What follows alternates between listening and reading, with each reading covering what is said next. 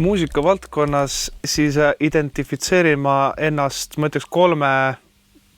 sõnaga, elukutsega, muusik, helilooja ja produtsent.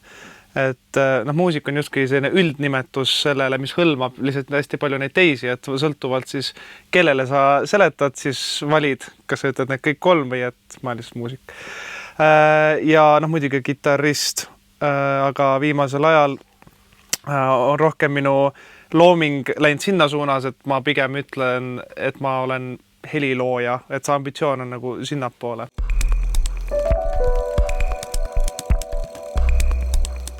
See on päris hea küsimus, mille üle ausalt öeldes ka siin koroona ajal sai päris palju mõeldud. Et kui üks suur asi nagu esinemised läks ära, et siis nagu selline mingis mõttes on väga suur innustaja olnud alati see, et sa esitad muusikat inimestele, sa saad laivis lugusid mängida, saad seda otsest vastukaja ja see on nagu mulle tundub mingis mõttes nagu saunas käik on kontserdi andmine, pärast tood ära, hea nagu oled oma mingid emotsioonid nagu just kõige välja elanud on ju, ehk siis selline suhtlusvorm. See on olnud väga paljus osas see, mis innustab, et ma arvan, paljudel loomeesikutel on just see olnud mingist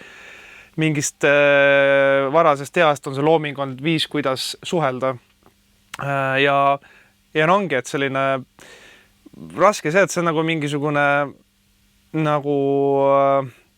kibelus on sees, et kui mingi aeg ei tee jälle, et siis tunned nagu sellist rahutust ja et lihtsalt on vaja teha, et täitsa lootusetu.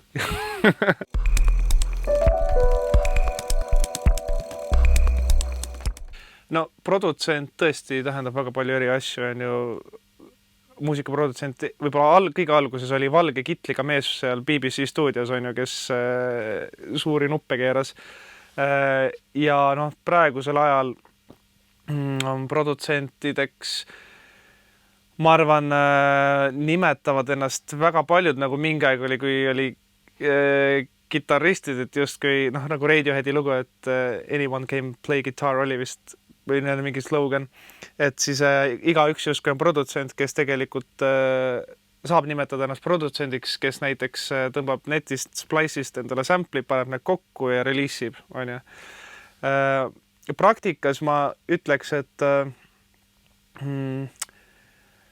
produtsent no tõesti, tegelikult nad on produtsendid, et ütleme, et on tehniline ja on selline nagu loomingune produtsent, et tehnilises mõttes võiks olla produtsent ka see, kes suudab tänapäeval juba ka täitsa nagu adekvaatselt miksida ja kõiki seda tehnilist poolt, et lasta track'e välja, saata miksi veel edasi või siis ise lõpuni miksida. Samal ajal on nad väga legendaarsed ja produtsent, kes mulle väga meeldib, nagu Rick Rubin näiteks, kes on, ei tea, suurt ööd ega mütsi, ma arvan, sellest, kuidas sündiga mingeid sounde teha, kuidas seal tehniliselt midagi teha, kes istub diivanil terve aja, mediteerib, kuulab mussi, vaatab, kuidas bänd mängib ja siis ütleb lihtsalt mingisuguse hea lause, millega siis nagu bänd nagu läheb edasi. Et ma olen selle peale mõelnud ja minu arust siin ei ole õiget ega valet vastust ja minu arust lõpuks pole vahet ka. Mina ise olen selline, kes võib-olla rohkem kaldub sinna jällegi nagu heliloomingu, songwriteri, tulles nagu sellise instrumentalisti põhjast ja haldan küll seda tehnilist poolt, aga ütleme, ma ei ole selline, kes täitsa nagu võtab loo ja miksib lõpuni. Et jah, seal on igal ühel on see pirukas on väga omamoodi kõigil.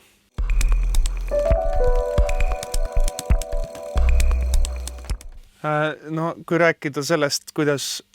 looming algideest lõpp-produktini, ma tegelikult ei meeldi sõna produkt, ma üritan seda vältida, sest kõik räägivad viimasel ajal produktidest ja teos, valmis teoseni jõuab. See on iga kord natuke omamoodi. On mingid lood, mis tulevad ideed, mis on esimene emotsioon, et jess, on ülilahe ja siis võib-olla alles 2 aasta pärast saad valmis. See ei tähenda seda, et ei ole rutiini, vaid lihtsalt mingid asjad võtta rohkem aega. Ma ise rutiini mõttes jällegi siin koroona ajal on pidanud nagu seda rutiini kõvasti treenima, sest neid võib-olla olen varem olnud rohkem nende tähtaegade nagu piitsaga nagu harjunud ja siis kuidagi nagu selle all toimetanud, et aga nüüd nagu rohkem iseenda jah, tõesti seda manageerimist rutiini nagu treeninud ja ma arvan, et tegelikult on ikkagi lõpuks see, et kui sa teed iga päev mingit asja, siis sul see inspiratsioon on loomulik osa, et professionaalil ei tohiks olla inspiratsioon selline asi, et sa justkui nagu ootad seda, et noh, et millalgi see tuleb, on ju, sest tegelikult see tähendab seda, et sa oled kogu aeg sellises passiivses olekus ju tegelikult, et sa ei otsi seda ise, et paraku lahedad asjad nõuavad ikkagi seda, et sa ka ise sirutad selle käe välja sinnapoole, on ju. Ja selleks ongi see rutiin vajalik, et sa iga päev, noh, ma ei saa öelda, et ma iga päev teeks muusikat praegu, sest mul on muusikaga seoses väga palju muid tegemisi ka, aga et see ikkagi, ütleme, regulaarselt, rutiinselt oma graafiku põhiselt tuled, annad võimaluse selleks, et need ideed tuleks, on ju, samal ajal ka võib-olla ideaalne on see, kui sa ei suru peale seda, et sa liiga väga nagu ei pushi seda, et noh, nüüd peab tulema, vaid et kui sa teed nagu iga päev näiteks mõne tunni, siis üks päev ikka tuleb midagi, on ju, versus see, et ma teen 6 korra, teen 24 tundi järjest ja siis, kui ei tule, siis on nagu, noh, kuu on pekki läinud, et noh, selles rutiin on ülitähtis. Ja jah, hetkel just lõpetasin oma EP tegemise, täna sain masterit kätte ja kui võtta selle protsessi kaudu, siis ikkagi võttis aega. et ma arvan, et see sõltub ja täpselt, et kas see on asi, mis sul on nagu millega sa oled varem selle stiilis reliisinud muusikat, kas see on mingi asi, mis sul on käpas, kas sa teed tellimustööd, mida on kindlasti minu arust oluliselt lihtsam selles mõttes teha ja kõik need, et ei saa ausalt öeldes jällegi konkreetselt defineerida, et kui kaua mingi asi peaks aega võtma. Aga ma ütlen, et ülitähtis on panna endale ikkagi neid tähtaegu, sest kui neid ei pane, siis ta ei saa kunagi valmis.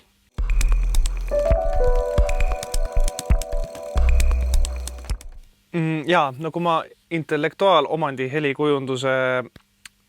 nii-öelda palve muusikat teha sellele või helikujundust teha sellele sain, siis vist algas sellest, et tegelikult Virgo, sina näitasid mulle neid visuaale. Tegelikult alati ülitähtis see, et sa näed seda visuaalset esteetikat, et kuidas seal olid need punktiirid, mis jooksid ja üpris selline must-valge, hästi minimalistlik, on ju. Ja mis mulle tekitas kohe mingi kindla emotsioon, et ta võiks olla pigem selline siis pragmaatiline või nagu kalkuleeritud, üpris nagu selline hakitud või no väikestest soundidest tehtud, et seal ei oleks mingit suurt, mingisugust emotsionaalset kaart, on ju. Ja seda tehes mul oli tegelikult see meloodiline materjal, see kitarrikäik jällegi on, ma arvan, aastast 2016-17 üks demo. Ja kuidagi see käik tuli meelde mulle sellega, sest see on ka see, tak käib, samamoodi nagu need jooksid. Miks on hea portfooliot hoida korras jällegi, et sa ei pea alati nullist tegema, vaid et mul on tegelikult materjal olemas, millest ma ei ole valmis teinud ja ma saan seda kasutada nüüd, sest see sobib siia. Ja siis ma hakkasin sinna proovima ja tõesti mul üks hetk tekkis idee, et kuna sa ütlesid, et see intellektuaalomand ei ole ju ainult muusika, vaid et see on kirjakunst, film, kõik need muud asjad ka, mis mul praegu lihtsalt ei tule pähe. Siis mõtlesin, et huvitav oleks, et kui läheneks sellele mitte niimoodi, et nagu muusik, vaid et siis nagu justkui helikujundajad, et seal ongi, et seal on need trükimasina, klõbinad, mille ma siis panen nagu rütmi, mis seal klõbistavad. Seal alguses läheb kohe üks filmirull käima nii-öelda, mis hoiab nagu ka sellist drooni seal. Ja mingid raamatukrabinaid ja siis on nagu klassikalistest muusikalistest instrumentidest on siis on ju kitarr ja klaver, kerge nagu selline sillerdus. Aga see minu jaoks tekitas sellise nagu laheda mõtte pilve selle asja ümber, et justkui, et see on nagu intellektuaalomand, see on hästi mitmetahuline või hästi palju hõlmav ja et just selliseid nagu väikseid detaile nendest tuua nagu kollaaži teha.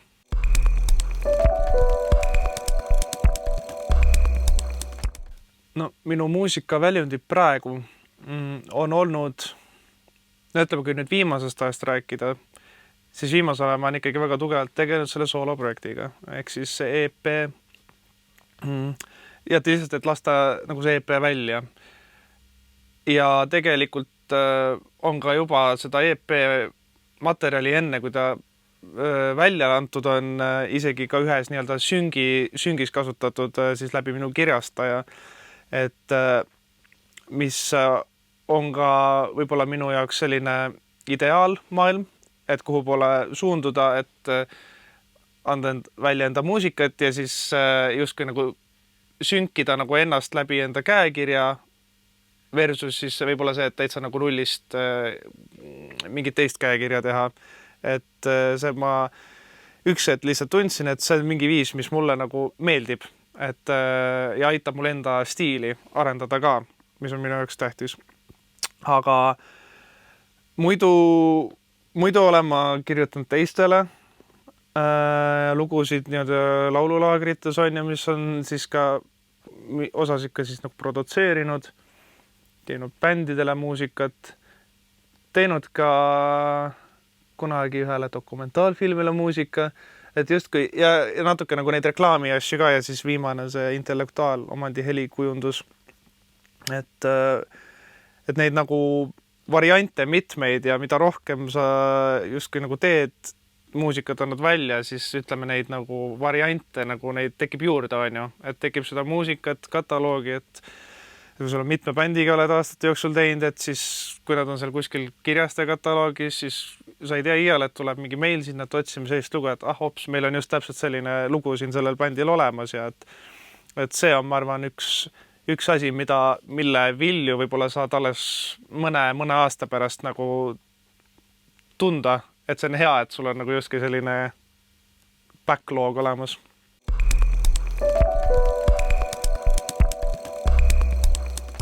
No enda portfooliot loon ma niimoodi. Mul on harjumus, et kui mul tuleb mingi idee, siis ma teen selle projektis nii valmis, kui ma sel hetkel aega on või võimekust, mida rohkem valmist, et seda parem on, seda suurem šanss, et sa hiljem kasutad seda ka tavaliselt. Ja siis ma lihtsalt salvestan endale Dropboxi, et mul on kenasti Dropbox süngitud niimoodi arvutis kausta, et kui ma sinna salvestan, siis ta läheb kohe üles on ja siis mul on portfoolio, kus mul on justkui stiilide kaupa niimoodi jaotatud. Ja panen mingisuguse nime. See ei ole isegi tähtis, mis nagu otseselt see projekti nimi on. Võiks olla lihtsalt nagu mitte 1 või 2. Ja siis kui ma tunnen, et see mingi asi, mis kannatab juba nagu saatmast edasi siis näiteks kirjast, siis ma ütlen, et näete, et siin on selline demo, et selle võite lisada siis enda süsteemi, on ju, et päris kõike ma nagu iga sikerdust ei ole mõtet nagu saata, sest seal on ikkagi, tavaliselt oodatakse ikkagi mingid üpris nagu vormistatud ideed, on ju.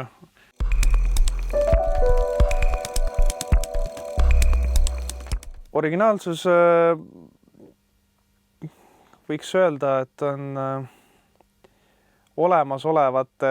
materjalid, kõik on juba ideed on mingis mõttes nagu olemas, aga siis omanäoline kombineerimine ja tõlgendamine, et ütleme, siga ja kägu paned kokku, on ju, mis siis kokku tuleb, et keegi ju ei tee seda, sina teed seda ja siis justkui nagu sellest nagu sünteesist tekivad minu arust originaalsed teosed, sest igaühe muusikamaitse, igaühe nagu taust on ju tegelikult unikaalne ja kui sa need paned nagu enda kasuks mängima, ehk siis sa võtad viimast sellest, mis on sinu see pagas, siis sealt tulebki nagu see originaalsus kombineerituna muidugi ka sellega, et sa oled pädev selles asjas, mis sa teed. Et siis tekib minu jaoks selline nagu võib-olla ajatu originaalsus.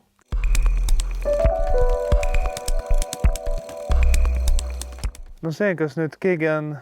plagieerinud mingit kellegi teise loomingut või nii palju mõjutust sisse pannud, et see kõlab kõlab juba sellise plagiaadina. See mulle tundub selline tunnetuse küsimus jällegi ja natuke seotud ka sellega, kui palju sa kuulanud on muusikat. Sest mida rohkem muusikat kuulad, seda rohkem sa kuuled plagiaate kahjuks. Ma olen ise tähele pannud aja jooksul, et neid mõjutusi sa nagu näed muidugi kogu aeg, et see sa ju nagu keegi teeb rocki beatiga loo, et siis sa ei saa öelda, et ta on selle AC/DCilt maha rippinud või et see on ka nagu ebaloogiline on ju. Aga seal on mingisugune hulk elemente, kui sa võtad nagu liiga palju elemente ühest kohast ja ma ei tea, meloodia, harmoonia, sound, rütm või mingi attitude, kuidas näiteks vokalist laulab või kidra sound. Kui sa võtad sealt protsentuaalselt, ma ei tea, ma ei ole arvutanud, ma lihtsalt üritan kuidagi seletada, et seal tekib mingi hulk, kus on see, et sa ei saa juba kuulata seda uut lugu, sest sa kuuled ainult seda, et see on selle vana loo moodi. Ja ma ise, ma ei tea, ma ei ole vist teadlikult vähemalt, ma ei ole niimoodi sellist suurt kopeerimist proovinud teha loomingus. Lihtsalt tavaliselt on see, et ma olen küll teinud lugusid niimoodi, mis on täiesti okei, väga paljud teevad, et sulle meeldib mingis loos mingi element, mingi rütm, mingi groove. Ja siis ütled, et lahe, ma tahan ka midagi sellist. Ja siis hakkad sellest nagu pihta. Aga tavaliselt mul enda puhul läheb nii, et ma unustan siis nagu selle referentsi ära ja siis lähen kuidagi nagu oma soodu. Ja siis võib-olla isegi pärast võtta, et pagan, et ma tahtsin ju sellise loo teha nagu see, aga see on nagu teine. Et see on pigem nagu hea märk siis võib-olla, et plagiaat on, ütleme niimoodi, et ahvimist on nagu tohutult palju, aga ma arvan, et seda on alati olnud, et et kui sa võtad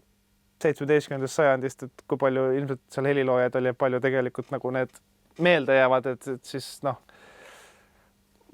arvan, et see on okei, et igal asjal on mingi kuulajaskond ja jah.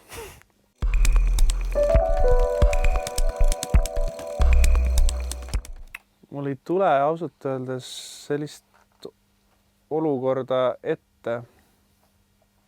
Tõesti ei meenu. Mulle meenub ähmaselt mingi paar sellist nagu halli ala teemat, aga need said nagu lahendatud, et seal ei olnud kindlasti midagi nagu pahatahtlikku. Ja ega ma ei ole guugeldanud ka,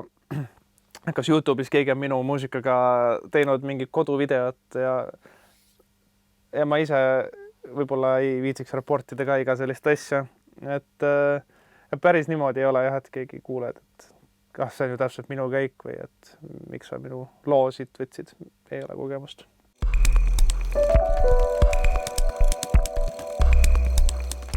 Mulle esimese asjana tuli meelde see, et kui mina hakkasin muusikuks, et siis nagu taustal oli see, et lahe küll, aga mis sa siis nagu päris tööks teed. Et ma arvan, et meie ühiskond areneb üpris kiiresti, aga ma ise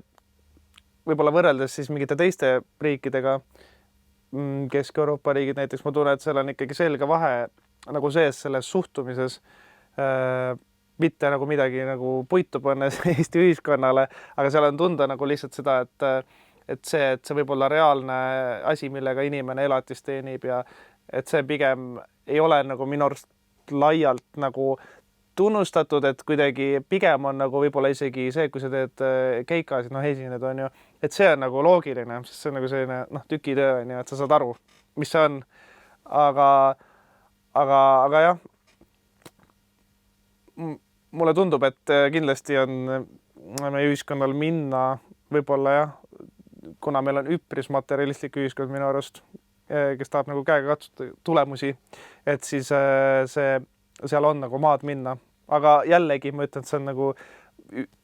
ülikiiresti areneb Eesti ühiskond, minu arust nagu 10 aastaga on juba sellised vahed, et kui sa võtad isegi muusika äris, et mis on toimunud on ja mis ekspordi ettevõtted ja kõik see, et mingis mõttes ma olen nagu seda meelt ka, et ei ole mõtet, mis ma ikka nagu näpuga näitan, mis te arvate niimoodi, vaid pigem, et nagu see sektor ise peab ka näitama enda väärtust ise, et siis hakatakse hindama.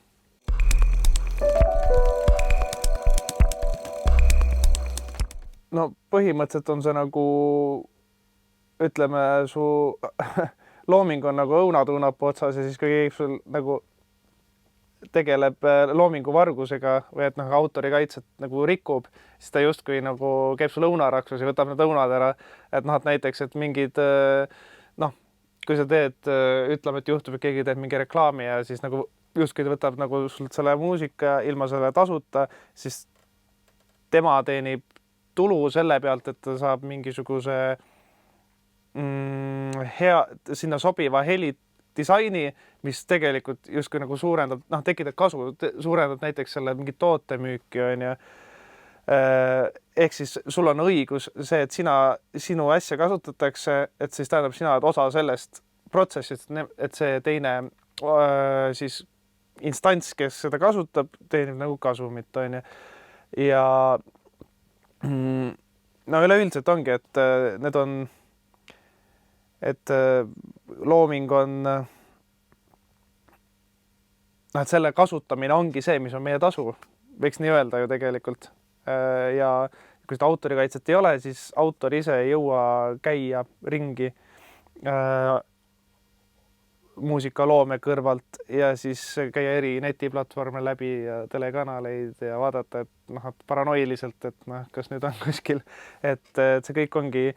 vajalik selleks, et see kultuursus tõuseks, et ma arvan, et peamine on see, et tekiks see teadmine inimestele, et kui sa võtad mingi loomingu, et siis tuleb küsida luba ja siis nagu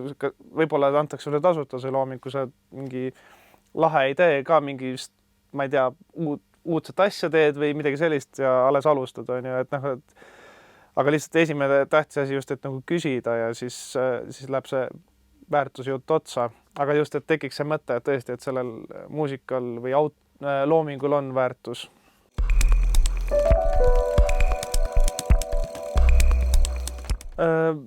Jah, rääkides sellest, et kus kontekstis mingit muusikat kasutatakse, kas mul on mingid hoiakud selle kohta olnud, siis jällegi, et need artistid, enda asjad, nende artistide looming, kellega ma olen koos teinud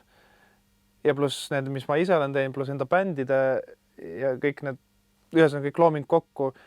mul ei ole olnud nagu juhtumit, kus ma tunnen, et see on mingi jama, et siit võtke ära. Et tavaliselt on ka muidugi see, et kui sellised asjad, ütleme, kui kasutatakse mingites klippides, räägime, et ongi, et siis on see autoriõiguse teema, et kui sa oled nagu heliloojana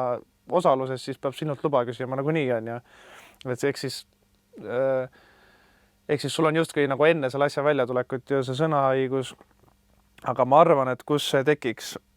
on kindlasti mingisugused poliitilised loosungid, et ei ole olnud sellist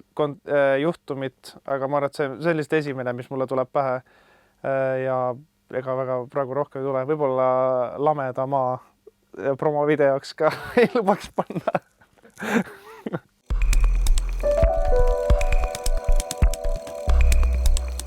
Nüüd, kui inimesed salvestavad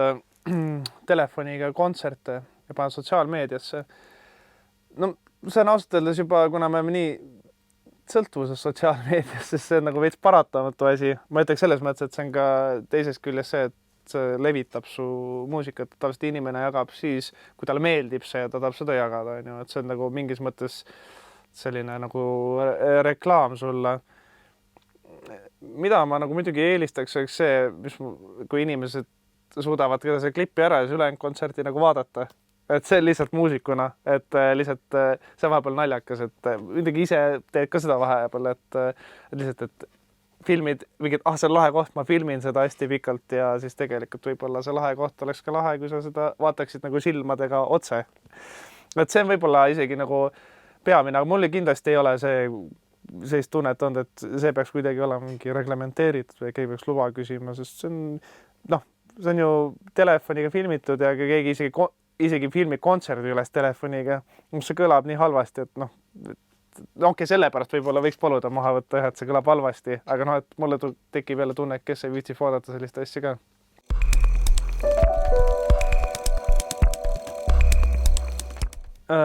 Absoluutselt, see on oluline. Ma ei saaks öelda, et ma hetkel saaks nagu puhtalt autoritasudest nii-öelda ära elada. Aga ütleme lihtsalt eks ongi, et mingi hetk nad kasvavad, mingi hetk sul on mingi lugu, mis on populaarsem, mis sa nagu tajud, et okei, et neid honorare nagu tuleb. Ja tähtis võib-olla on jah see fonogrammi protsent, mis tegelikult mõned aastad tagasi, millest ma isegi midagi ei teadnud. Aga kuidagi Spotify'ga koos mingi hetk tuli see, et tegelikult nagu see produtsent, et siis tasub fonogrammi protsenti ikka küsida, kui sul on, sest seal lihtsalt need tulud jaotuvad niimoodi, et see fonogrammi tootja saab ka nagu suure osa sellest rahast. Ma neid protsente täpselt ei tea muidugi, ei mäleta. Nii et jah, need kõik kokku nagu, ta ei ole selline tulu, et mis sa iga kuu minu puhul, et tead, et tuleb see esimene kuupäev ja siis lähen mõnusalt restosse sööma. Ta ei ole nagu selline kindla peale, aga samas ta on nagu ka see, millega juba saad natuke arvestada. Pluss siis nende ühingute või nende ühingute sees on ju erinevad projektid, kui sa teed mingit uut projekti, sa saad seal toetusi taotleda. Ma ütleks kõik see nagu selles süsteemis olemine ja sellest võimalikult palju nagu informeeritud olemine ja selle võimalustest informeeritud olemine on ülikasulik.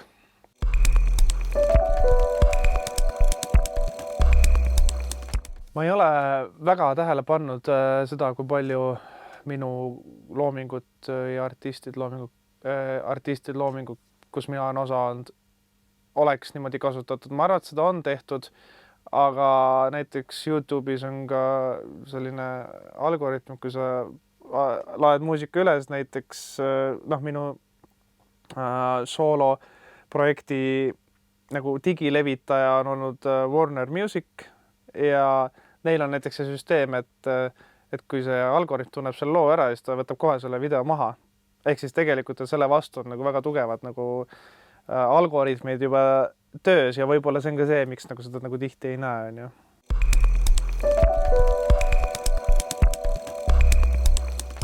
No kui teed muusikat tellimusele, siis justkui on natukene erinev see protsess, jah, et sulle, kui sa teed ise, siis tavaliselt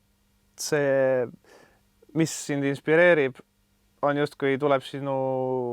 enda elust kuidagi nagu teistmoodi, on ju. Kui see on tellimus, siis on justkui keegi teine tahab, et sa teeksid mingi asja, mis ja annab sulle selle inspiratsiooni nagu kätte. Ma olen nagu eripidi suhtunud sellesse teemasse, aga ausalt, ma ei ütleks, et nagu vähem loomingulisem on, sest tegelikult ju sul on see inspiratsioon, eeldame, et see referents, mis sa saad, inspireerib sind, on ju. Ja et siis sa saad olla selle sees loominguline. Samas on ka variant, et tõesti, et sa nagu üritad üks-ühele mingit asja nagu järgi teha nagu nii-öelda tööline. See sõltub jällegi sellest, et kellega sa nagu seda projekti koos teed, kes on tellija. Aga mina olen need korrad, kus mina olen teinud, ma olen ikkagi selles mõttes, ma olen võtnud nagu teatavaks, mis on see referents ja võtnud sealt siis mingisuguse vibe'i. Ma arvan, et tavaliselt on see kuidagi selline üldine nagu meeleolu või selline, et seda nagu ikkagi nagu arvesse võtnud ja siis teinud midagi sellist, mis mulle meeldiks. Ja kui siis see enam-vähem meeldib või väga meeldib, et seal on nagu mitu varianti, et siis sa saad juba edasi seal nagu vaadata. Et ma ei ütleks, et see vähem loominguline on ja teisest küljest vahepeal leiad võib-olla isegi enda projekti jaoks mingeid lahedaid ideid just läbi selle, et keegi tuleb sulle täiesti teisest nurgast mingisuguse asja, kuule, aga proovi nii. Et see on tegelikult ka võimalus ju niisama sellest nagu justkui tehes tasustatud tööd, aga saada ka mingit inspi või teist vaatenurka.